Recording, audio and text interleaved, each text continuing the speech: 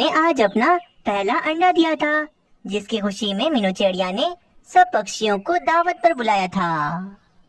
अरे मीनू चिड़िया सोनू चिड़े, तुम दोनों को बहुत बहुत मुबारक हो। अब हमारे जंगल में जल्दी एक और नन्हा बच्चा आ जाएगा। बहुत खुशी हुई मीनू चिड़िया। जब तुम्हारा बच्चा अंडे से निकल जाएगा तो उसके लिए तोहफे भी लाऊंगा मैं। सारे पक्षी मीनू चिड़िया और सोनू चिड़े को मुबारकबाद दे रहे थे।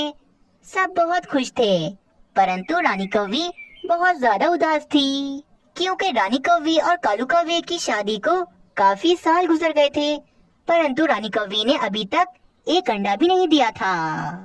रानी कौवी तो बस घूर घूर कर मीनू चिड़िया के अंडे को ही देखी जा रही थी। रात हो जाती है। बस घर पर आकर कालू कौवा रानी कौवी को गुस्से से देखे ही जा रहा था। देखा रानी, तुमने मीनू चिड़िया ने भी अंडा दे ही दिया और तुमने अभी तक मुझे एक अंडा भी नहीं दिया। मुझे तो लगता है कि बस मेरा पूरा जीवन दूसरों के अंडे और बच्चों को देखते ही गुजर जाएगा। कालू कौवा गुस्सा करके सो जाता है, परंतु रानी कौवी बस मीनू चिड़िया के अंडे के बारे में ही सोचे जा रही थी। बस बहुत हो गया। अब जब मेरे अंडे नहीं होंगे तो मैं किसी और के भी अंडे रहने नहीं दूंगी। दोस्तों, अगर आप सबने इस कहानी को अभी तक लाइक नहीं किया तो जल्दी से कर लें, क्योंकि ये कहानी आगे और भी ज्यादा इंटरेस्टिंग होने वाली है। दूसरे दिन सुबह मीनू चिड़िया और सोनू चिड़ा अपने किसी काम से घर से बाहर जाते हैं। तभी रानी कौवी मौके का फायदा उठाकर मीनू चिड़िया के घर की तरफ जाती है। सबके अंडे तोड़ दूंगी। जब मैं खुश नहीं हूँ तो किसी और को भी खुश रहने नहीं दूंगी। रानी कौवी अपनी नोकीली चोंच मारकर वे अंडा तोड़ देती है और फिर फौरन से वहाँ से भाग जाती है। कुछ देर में अपना काम करके सोनू चिड़ा और मीनू चिड़िया वापस अपने घर में आते हैं। हाय रे सोनू चिड़े, मेरा अंडा टूट गया। मीनू चिड़िया तो बहुत रोने लगती है और सोनू चिड़ा भी काफी ज्यादा उदास हो जाता है। फिर अगले दिन कबूतर की पत्नी ने भी 2 अंडे दिए थे। वो दोनों बहुत ज्यादा खुश थे। पर जैसे ही रानी कौवी को इस बारे में पता लगता है तो वे तो कबूतर की पत्नी से बहुत ज्यादा जलने लगती है। कबूतरी का अंडा मैं तोड़ दूंगी। जब तक मेरा बच्चा नहीं होगा मैं किसी और का भी बच्चा होने नहीं दूंगी। फिर आज मौके का फायदा उठाकर रानी कौवी कबूतर के घर में आ जाती है और छुपके से उसके दोनों अंडे तोड़ देती है। रानी कौवी के दिल में जरा भर भी रहम नहीं बचा था। रानी कौवी को जैसे ही किसी पक्षी के अंडे का पता लगता है तो वे फौरन जाकर अंडा तोड़ देती है। हम तो परेशान हो गए। न जाने हमारे अंडे इस तरह क्यों टूट रहे हैं। हाँ तोते, इसी हफ्ते में काफी सारे पक्षियों के अंडे टूट गए हैं। न जाने ऐसा क्यों हो रहा है। मुझे तो लगता है ये अंडे गर्मी से टूट रहे हैं। जंगल में गर्मी भी तो कितनी ज्यादा है। मैं तो कहती हूँ अब जो भी पक्षी अंडा दे वो अपने अंडे का बहुत ज्यादा ख्याल रखे। हाँ, बुलबुल ठीक कह रही है, हमें ऐसे ही करना चाहिए। फिर रात दिन गुजरते हैं और इसी तरह एक हफ्ता गुजर जाता है। अब मीनू चिड़िया, कबूतरी और बुलबुल ने दोबारा से अंडे दिए थे और अब वे हमेशा अपने अंडों के पास ही रहते थे। अब तो पक्षियों के अंडे तोड़ना बहुत मुश्किल हो गया है। सारे पक्षी अपने अंडों को एक पल भी अकेला नहीं छोड़ते। रानी कौवी पक्षियों से बहुत ज्यादा जल रही थी और वे बहुत ज्यादा परेशान थी। फिर अगले दिन सुबह चमत्कार होता है और रानी कौवी ने भी एक अंडा दिया था। हाय रे कालू जी, हमारा अंडा, मैंने अंडा दे दिया। क्या सच में रानी? अरे वाह, तुमने अंडा दे दिया। हाँ कालू जी, अब हमारे घर में भी बच्चों के खेलने की आवाज गूंजेगी। खुशी के मारे कालू कौवा तो पागल हो गया था और वे नाचने लगता है। चलो रानी, ये अंडा हम जंगल के पक्षियों को दिखा कर आते हैं। देखना, सब बहुत ज्यादा खुश होंगे। वे दोनों अपना अंडा उठाते हैं और पक्षियों के पास उन्हें दिखाने ले जाते हैं। देखो पक्षियों, रानी ने भी अंडा दे ही दिया। अब हमारे घर में भी खुशियाँ आ रही हैं। वाह, क्या खुशी की खबर सुनाई तुमने। कालू कौवे, अब तो पार्टी बनती है। जरूर दूंगा जरूर, बस एक बार मेरे बच्चे को अंडे से निकल जाने दो।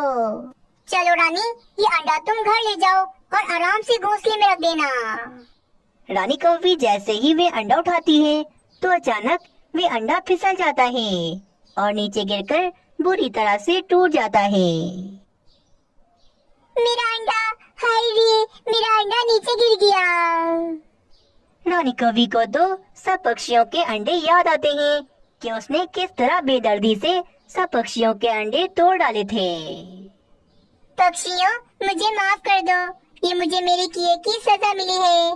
पिछले हफ्ते जो तुम सबके अंडे टूटे थे वो गर्मी की वजह से नहीं बल्कि मैंने तोड़े थे। मैंने सोचा था कि जब मेरे बच्चे नहीं होंगे तो मैं किसी और का भी बच्चा होने नहीं दूंगी। मैंने बहुत गलत किया तुम सब पक्षियों के साथ, इसीलिए आज मेरा अंडा भी टूट गया। क्या रानी, ये तुम क्या कह रही हो? हाय रे, ये रानी कौवी तो हमारे अंडों की कातिल है। रानी कौवी, तुम्हें ठीक सजा मिली जो तुम्हारा भी अंडा टूट गया। बस आज के बाद मैं ऐसी दुष्ट कौवी के साथ कभी भी नहीं रहूंगा। रानी, आज के बाद मेरे घर में कदम भी न रखना। कालू कौवे ने रानी कौवी को अपने घर से बाहर निकाल दिया था और अब रानी कौवी अपने किए पर बहुत ज्यादा पछताती है। प्यारे दोस्तों, अगर आप सबको ये कहानी पसंद आई तो वीडियो मुबारक हो मीनू चिड़िया सोनू चिड़े, अब तुम दोनों के घर में भी रौनक ही रौनक होगी। तुम्हें भी बहुत मुबारक हो तोते, तुम भी मामा बन गए। नन्हे चिड़े के आ जाने की वजह से मीनू चिड़िया और सोनू चिड़ा बहुत ज्यादा खुश थे। मीनू चिड़िया, अब तुम भी अपने बेटे को अच्छे से उड़ना सिखा दो, क्योंकि हमारे जंगल में तो चीलें हमला करती रहती हैं। अगर हमारे बच्चों को उड़ना ही नहीं आएगा तो चीलों से कैसे बचेंगे? हाँ हाँ बुलबुल बहन, बस मानो चिड़ा 1 महीने का हो जाए तो मैं और मीनू चिड़िया मिलकर इसे उड़ना सिखा देंगे। वहीं दूसरी तरफ रानी कौवी के अंडे से भी एक नन्हा सा कौवा निकल जाता है। हाय रे, मेरा राजा बेटा कितना प्यारा है। कालू जी, अब हमारा ये राजू हमारे बुढ़ापे का सहारा बनेगा। रानी तुम देखना, मैं इसे मासूम नहीं बल्कि अपनी तरह एक शातिर सा कौवा बनाऊंगा। हाँ हाँ क्यों नहीं, जब हम दोनों चलाके तो हमारा बेटा भी तो चालाक ही बनेगा। ये लो मेरे प्यारे बेटे, ये भोजन खा लो। अगले दिन सुबह सुबह मीनू चिड़िया कालू कौवे के घर पर आती है। अरे रानी कौवी, तुम्हारा बेटा तो वाकई में बहुत सुंदर है। क्या नाम रखा इसका तुमने? राजू, राजू कौवा नाम रखा है मैंने इसका। देखो रानी कौवी, कालू कौवे, अब तुम दोनों माता पिता बन गए हो तो अपने बेटे को बहुत अच्छे संस्कार देना। राजू कौवे को अच्छे संस्कार मिलेंगे तभी तो ये बड़ा होकर सबके काम आएगा।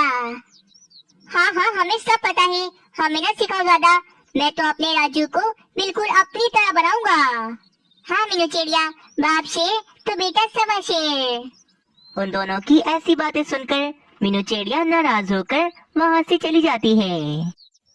दोस्तों, अगर आप सबने इस कहानी को अभी तक लाइक नहीं किया तो जल्दी से कर लें, क्योंकि ये कहानी आगे और भी ज्यादा इंटरेस्टिंग होने वाली है।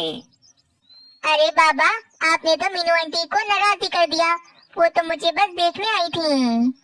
राजू कौवे, मैं तुम्हें पहले ही बता दूं, तुम्हें बड़े होकर बिल्कुल अपने पापा जैसा बनना है। रात दिन गुजरते हैं और इस तरह 1 महीना गुजर जाता है। सुनो चिड़े, आज हमारा मानो चिड़ा पूरा 1 महीने का हो गया है, अब हमें इसे उड़ना सिखाना चाहिए। हाँ मीनू चिड़िया, मैं भी यही सोच रहा था। हाँ मानो चिड़े, आज मम्मा पापा मिलकर तुम्हें उड़ना सिखाते हैं। क्या सच में मम्मा, मैं उड़ूंगा? ये मैं भी उड़ूंगा, मैं आकाश में उड़ूंगा। उड़ने के नाम से तो मानो चिड़ा बहुत ज्यादा खुश हो जाता है, क्योंकि काफी दिनों से उसे इसी बात का इंतजार था। दोस्तों, अगर आप सबको इस कहानी का अगला भाग देखना है तो हमें कमेंट में जरूर बताएं। अरे देखो पक्षियों, आज मैंने अपना खुद का एरोप्लेन खरीद ही लिया और मेरा बरसों पुराना सपना आज पूरा हो गया। अब हम सब पक्षी मिलकर इस एरोप्लेन में सारा दिन घूमा करेंगे। वाह कबूतर सेठ, ये एरोप्लेन तो बहुत बड़ा है। इसमें बैठकर घूमने का तो बहुत ज्यादा मजा आने वाला है। हाँ, अब हमारे जंगल का बहुत नाम होगा, क्योंकि मेरे पास ये प्लान आ गया है। अब हम पक्षी इस प्लान में बैठकर दूर दूर सफर किया करेंगे। पर कबूतर सेठ जी, आपको तो प्लेन उड़ाना ही नहीं आता, तो प्लेन कौन चलाएगा? अरे मैं हूँ ना इस प्लेन का पायलट, मुझे ये प्लेन बहुत अच्छे से उड़ाना आता है। कबूतर सेठ, हम पक्षियों को इस प्लेन में बिठाकर जंगल की सैर नहीं करवाओगे? अरे क्यों नहीं भाई, तुम पक्षियों को तो सबसे पहले सैर करवाऊंगा। कल आ जाना सारे पक्षी अपना अपना भोजन लेकर, फिर हम सब प्लेन में बैठकर पहाड़ों की तरफ चले जाएंगे। बहुत बढ़िया कबूतर सेठ, वैसे भी कितने दिन हो गए हम पक्षियों ने मिलकर पार्टी नहीं की। तो बस कह रहा, कल हम सब पक्षी मिलकर इस एरोप्लेन में बैठकर पहाड़ों की तरफ निकल पड़ेंगे। सारे पक्षी खुश खुश वापस अपने घर चले जाते हैं। पर उन पक्षियों की ये सारी बातें 3 शैतान उल्लू बैठे सुन रहे थे। दोस्तों, अगर आप सबने इस कहानी को अभी तक लाइक नहीं किया तो जल्दी से कर लें, क्योंकि ये कहानी आगे और भी ज्यादा इंटरेस्टिंग होने वाली है। अरे वाह, कल पक्षी मिलकर इस प्लेन में बैठकर पार्टी करने जा रहे हैं। बहुत सारा भोजन भी लेकर जाएंगे। ये तो अच्छा मौका है दोस्तों, पक्षियों के प्लेन में घुसकर सब पक्षियों का भोजन और पैसे चोरी कर लेंगे हम। मैं भी यही सोच रहा था, क्योंकि वहाँ हमें रोकने वाला कोई नहीं होगा। बस तभी उन तीनों शैतान उल्लुओं के पास बाजू चील आ जाती है। अरे वाह उल्लुओं, उपाय तो बहुत बढ़िया बनाए हैं तुम तीनों ने। बाजू चील, तुम हमारे पास क्यों आई हो? क्या चाहती हो तुम? उल्लुओं, तुम तीनों को पैसे चाहिए ना, तो मैं दूंगी तुम तीनों को पैसे, वो भी पूरे 10,000 रुपए। बस तुम तीनों पक्षियों के प्लेन में घुसकर पक्षियों का सारा भोजन चोरी कर लेना और वे प्लेन उड़ाकर मेरे पास ले आना। जब वे सारे पक्षी मेरे इलाके में आ जाएंगे तो मैं उन सब पक्षियों को मारकर खा जाऊंगी। पैसों का सुनकर वे तीनों उल्लू बाजू चील की बात मान लेते हैं। ठीक है बाजू चील, हमें मंजूर है। फिर बाजू चील भी वहाँ से चली जाती है। सुबह होते ही कबूतर सेठ का भी प्लेन उनके घर के बाहर खड़ा था कि तभी वे 3 शैतान उल्लू प्लेन के अंदर घुस जाते हैं और जाकर सीटों के पीछे छुप जाते हैं। कुछ ही देर बाद कबूतर सेठ और बाकी सारे पक्षी भी भोजन लेकर वहाँ पर आ जाते हैं। चलो भाई, सारे पक्षी तो आ गए हैं और भोजन भी आ गया है। कबूतर सेठ, हम सब प्लेन में बैठ जाएं। आओ आओ पक्षियों, चलो चलो, सब एक एक करके प्लेन के अंदर जाते जाओ। कालू पायलट के कहते ही वे सारे पक्षी सारा भोजन लेकर प्लेन के अंदर आकर बैठ जाते हैं और फिर कालू कौवा प्लेन उड़ाता है।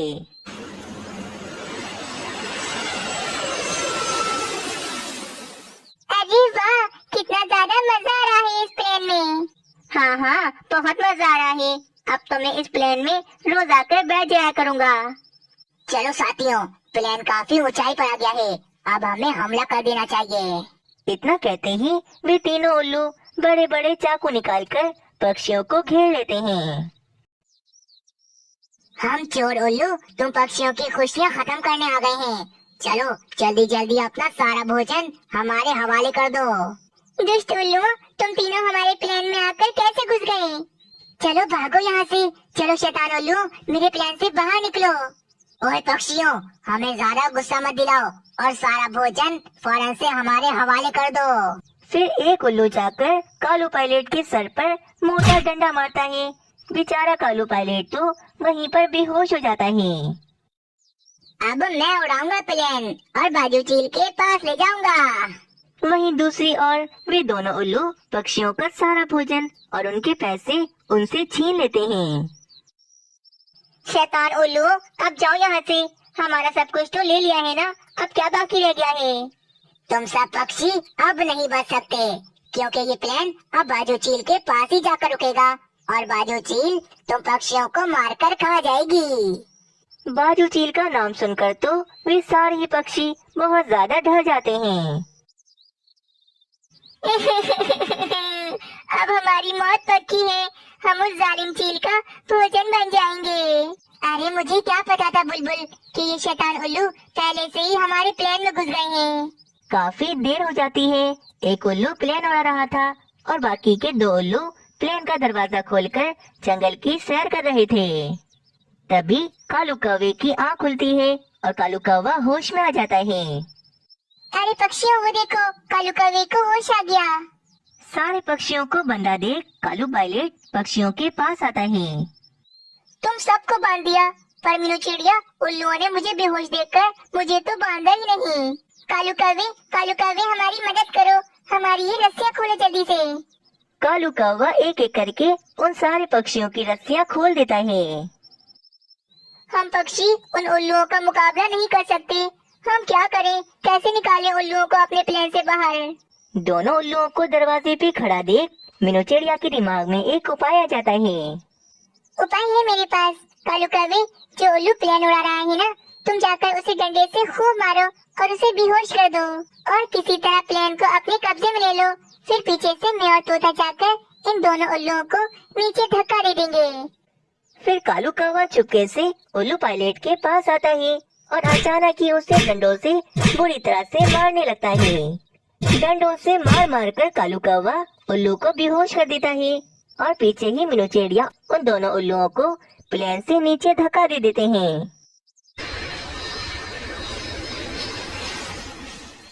कालू कौवा भी उल्लू पायलट को उठा कर लाता है और उसे भी प्लेन से नीचे फेंक देता है। बचा लिया, हमने अपने प्लेन को उन जालिम उल्लुओं से बचा लिया। हाँ, ये सब कालू पायलट और मीनू चिड़िया की वजह से हुआ है। आज इन दोनों ने हम सबकी जान बचा ली। फिर थोड़ी देर में कालू कौवा उस प्लेन को नीचे जमीन में लैंड करता है और सारे पक्षी एक जगह पर रुककर मिलकर पार्टी करते हैं। इस तरह एक बार फिर से बाजू चील पक्षियों को पकड़ने में नाकाम हो गई थी। दोस्तों, अगर आप सबको ये कहानी पसंद आई तो इस वीडियो को लाइक करें। जी, आप जल्दी से भोजन ले आओ, बहुत भूख लग रही है मुझे। कहाँ से लाऊं मैं भोजन? घर में एक दाना अनाज का नहीं है, तो भोजन में कैसे बनाऊंगी? मैंने और जोजो ने भी अभी तक भोजन नहीं खाया। सुबह से भूखे बैठे हैं हम दोनों। पत्नी जी, हम तो किसी तरह भूख बर्दाश्त कर लेते हैं, पर हमारा नन्हा मासूम बच्चा तो किस तरह भूख बर्दाश्त करता होगा। बस अब हमें किसी तरह भी धन कमाना ही पड़ेगा, और अब हमें धन कमाने के लिए जो करना पड़ा वो मैं करके रहूंगा। हाँ कबूतर जी, जो जीवन हमने गुजारा है भी हमारा बेटा भी गुजारे, ऐसा मैं नहीं देख सकती। मैंने सोच लिया है, उल्लू सेठ ने तो मुझे काम से निकाल दिया, पर मैंने देखा है कि मीनू चिड़िया के घर के पास एक पुरानी टैक्सी खड़ी है। मैं जाकर मीनू चिड़िया से वे टैक्सी ले लेता हूँ। मैं उस टैक्सी को रोजाना चलाऊंगा, फिर तुम देखना हमारे दिन कैसे अच्छे होते हैं। ऐसा कहकर भी कबूतर फौरन मीनू चिड़िया के पास जाने के लिए उड़ता है। मीनू चिड़िया तो बहुत अमीर थी, उसका तो अपना जंगल में एक खेत भी था। आओ आओ कबूतर भाई, अच्छे समय पर आ गए तुम। मैं भोजन ही कर रही थी, आओ तुम भी मेरे साथ भोजन कर लो। कबूतर को काफी भूख लगी थी, इसीलिए वे मीनू चिड़िया के साथ थोड़ा भोजन खाता है। अब बताओ कबूतर, कैसे आना हुआ मेरे घर पर? मीनू चिड़िया, तुम तो जानती हो ना कि जब से मुझे उल्लू सेठ ने काम से निकाला है, मैं तो बहुत गरीब हो गया हूँ। मेरे घर में खाने को भोजन नहीं होता। बेचारी मेरी पत्नी और मेरे मासूम से बच्चे को सारा दिन भूखा रहना पड़ता है। हाँ कबूतर, उल्लू सेठ ने ये तुम्हारे साथ बिल्कुल अच्छा नहीं किया। तुम्हें ऐसे काम से नहीं निकालना चाहिए था। अच्छा ये बताओ, क्या तुम मुझसे पैसे उधार पे मांगने आए हो? नहीं नहीं, अगर उधार ले लिया तो चुकाऊंगा कैसे? मीनू चिड़िया, तुम्हारा तो अपना बड़ा खेत है, तुम खेत में सब्जियां बेचकर अपना घर चला लेती हो। पर मैं चाहता हूँ कि तुम्हारे घर के बाहर जो टैक्सी खड़ी है वो तुम मुझे दे दो। मैं उसे चलाकर अपने घर का गुजारा आराम से कर लूंगा। पर हाँ, मुझे वे टैक्सी मुफ्त में नहीं चाहिए। मैं तुम्हें हर महीने किराए के 100 रुपए दे दिया करूँगा। अच्छा ठीक है कबूतर, तुम वे टैक्सी ले जाओ। वैसे भी वे टैक्सी तो काफी दिनों से ऐसे ही खड़ी है। कबूतर खुशी खुशी वे टैक्सी चलाकर अपने घर चला जाता है। सुबह का सूरज निकलते ही कबूतर अपने काम पर आ जाता है और अपनी टैक्सी में पक्षियों को बिठाकर दूर दूर तक ले जा रहा था। और तो और कबूतर का पहले ही दिन से काफी अच्छा खासा मुनाफा भी होने लगा था। वाह कबूतर जी, ये टैक्सी का काम तो वाकई बहुत बढ़िया है। कितनी ज्यादा अच्छी खासी कमाई होने लगी है अब आपकी। बस ये है कि महीने के 100 रुपए हमें मीनू चिड़िया को देने ही पड़ेंगे, क्योंकि टैक्सी मीनू चिड़िया की है। काश की टैक्सी हमारी होती तो हमें और भी ज्यादा मुनाफा हो जाता। मुझे भी अच्छा नहीं लगता कि मैं अपनी मेहनत की कमाई में से 100 रुपए निकाल कर मीनू चिड़िया को दे दूं। ये टैक्सी तो अब किसी भी हालत में मुझे अपनी बनानी ही होगी। हाँ, इसीलिए मेरे पास एक बहुत बढ़िया उपाय है जिससे ये टैक्सी हमारी हो सकती है। फिर कबूतर की पत्नी अपना शातिर उपाय अपने पति को बताती है और उपाय के मुताबिक कबूतर रोता हुआ मीनू चिड़िया के पास आता है। अरे रे कबूतर, अब क्या हुआ? तुम इतना क्यों रो रहे हो? क्या हुआ है? क्या बताओ मीनू चिड़िया, जैसा मैं सोचता हूँ वैसा होता ही नहीं। तुमने मुझे अपनी टैक्सी दी ताकि मुझे कोई काम मिल जाए, परंतु खुशियाँ तो मेरे नसीब में ही नहीं। कुछ देर पहले मैं तुम्हारी टैक्सी लेकर दूसरे वाले जंगल से गुजर रहा था तो मैंने देखा कि एक पेड़ पर आग लगी थी, जिस पेड़ पर एक नन्हा पक्षी भी बैठा था। मुझसे ये देखा नहीं गया, इसीलिए मैं उसकी मदद करने उसके पास गया। पर जब मैं वापस आके देखता हूँ तो क्या देखता हूँ कि तुम्हारी टैक्सी तो जल के राख हो चुकी थी। क्या? ये तो बहुत बुरा हुआ कबूतर, ऐसा नहीं होना चाहिए था। हाँ मीनू चिड़िया, ऐसा तो नहीं होना चाहिए था, पर मैं क्या करूँ, मेरे नसीब ही खराब है। जो मैं काम करने जाता हूँ हमेशा मुझे नाकामी ही मिलती है उस काम में। और मैं तो इतना गरीब हूँ कि तुम्हारी टैक्सी के पैसे भी मैं तुम्हें नहीं दे सकता। अरे अरे कबूतर, तुमने जानकर तो नहीं किया ऐसा, और वैसे भी तुम्हारी वजह से उस नन्हे मासूम पक्षी की जान बच गई, इसीलिए मैं बहुत ज्यादा खुश हूँ। और अब मैं तुमसे उस टैक्सी के पैसे भी नहीं लूंगी। जो होना था हो गया कबूतर, पर अब क्या कर सकते हैं। तुम्हारा बहुत बहुत शुक्रिया मीनू चिड़िया, मैं तो बहुत परेशान था कि ना जाने तुम मेरे साथ क्या करोगी। फिर कबूतर खुशी खुशी मीनू चिड़िया से झूठ बोलकर अपने घर चला जाता है। वाह मेरी पत्नी, क्या उपाय दिया था तुमने। तुम्हारा उपाय तो बहुत अच्छे से काम कर गया। बस अब ये टैक्सी हमारी हो गई है, अब हमें इसका किराया मीनू चिड़िया को नहीं देना पड़ेगा। मैंने सोच लिया है कि मैं इस टैक्सी पर कोई दूसरा रंग कर दूंगा ताकि मीनू चिड़िया को कभी इस बात का पता ही न लगे। कबूतर इतना कुछ बोल गया था और कबूतर की ये सारी बातें पेड़ पर बैठा कालू कौवा भी सुन रहा था। इतना बड़ा धोखा बेचारी मीनू चिड़िया के साथ ये कबूतर कितना गलत कर रहा है। मैं तो कबूतर को कितना अच्छा समझता था, पर ये तो बहुत ज्यादा चालाक निकला। मीनू चिड़िया ने तो इसकी मदद ही की थी, पर ये कितना चालाक है कि बेचारी मीनू चिड़िया को ही धोखा दे रहा है। जरा अपने मामा जी के घर से आ जाऊं, फिर इस कबूतर की सारी बातें जाकर मैं मीनू चिड़िया को बताता हूँ। कालू कौवे को अपने मामा जी से कुछ जरूरी काम था, इसीलिए वे अपने मामा जी के पास जाता है और यही कबूतर बड़ी ही चालाकी से मीनू चिड़िया की टैक्सी पर दूसरा रंग करना शुरू कर देता है।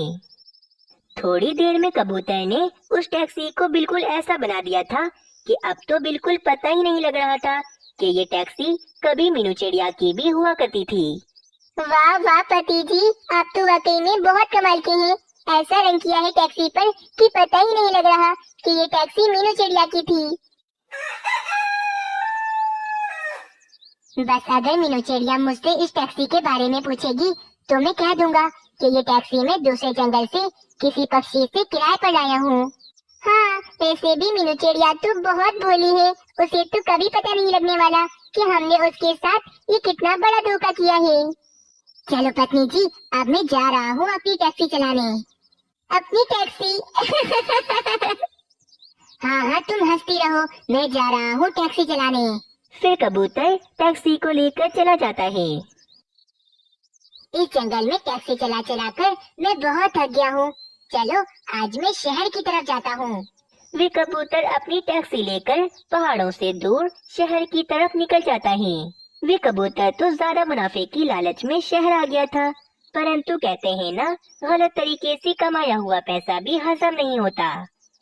बस तभी सामने से एक बड़ी गाड़ी काफी तेजी में गुजर रही थी और उस बड़ी गाड़ी का अरे हट जाओ, सामने से हट जाओ, इस गाड़ी का ब्रेक फेल हो गया है, हट जाओ सामने से। उस बड़ी गाड़ी वाले की आवाज कबूतर को सुनाई नहीं दे रही थी, इसी कारण वे तो अपनी मस्ती में जा रहा था। तभी भी बड़ी गाड़ी तेजी में आकर कबूतर की टांग से टकराती है और एक बड़ा हादसा हो जाता है। इतने बड़े हादसे की वजह से कबूतर तो उसी समय अपनी जान खो देता है और इस तरह कबूतर को अपने गलत कामों की सजा मिल जाती है। इसीलिए तो कहते हैं ना, हमेशा अच्छे काम करो, क्योंकि अच्छे काम का हमेशा ही अच्छा फल मिलता है।